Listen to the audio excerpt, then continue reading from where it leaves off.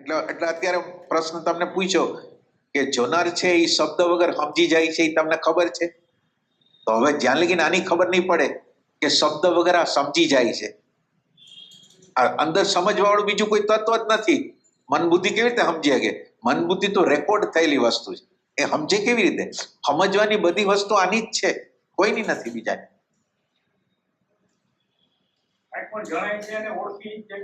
હા, બીજું કોઈ છે જ નહીં. અને જે ઓળખે છે એનું જ અસ્તિત્વ છે, બીજાનું અસ્તિત્વ જ નથી. કાલ્પનિક છે, જે અસ્તિત્વ છે એ કાલ્પનિક છે. એમ કે જે જોવે છે જાણે છે એનું જ અસ્તિત્વ છે, બીજાનું છે જ. અને એનું હોવાપણું છે. માનો કે તમે અત્યારે મને દેખાવ છો, તો આ બધું દેખાવાનું છે એ કઈ તમારી રિયાલિટી સાચી નથી. આ બોડી જે દેખાય છે એની રિયાલિટી સાચી નથી. બોડીને જે જાણે છે એની રિયાલિટી છે, અને બોડી જે જાણે છે એનું હોવાપણું છે એ બોડીમાં આરોપાય છે. સમજાય છે બધા લોકોને?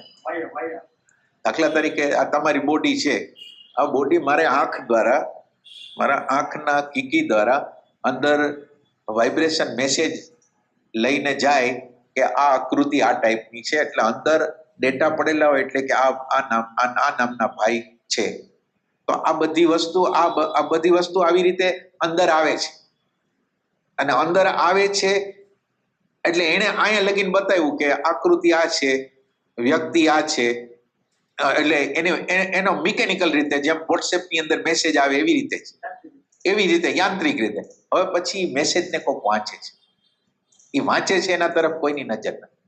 માનો કે મને ભૂખ લાગે છે અથવા કોઈ સ્વાદ આવે છે, તો સ્વાદ આવે છે, એ સ્વાદ જેના દ્વારા આવે છે એના તરફ મારી નજર ક્યારેય જાતી નથી. સ્વાદ જેનો આવે છે એના તરફ નજર.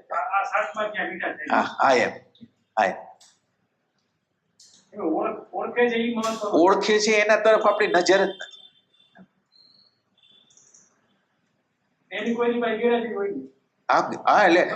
એટલે જે ભગવાનને તમે ગોતો છો એ નિરંતર તમારી સાથે સાથે સાથે નિરંતર 24 કલાક છે.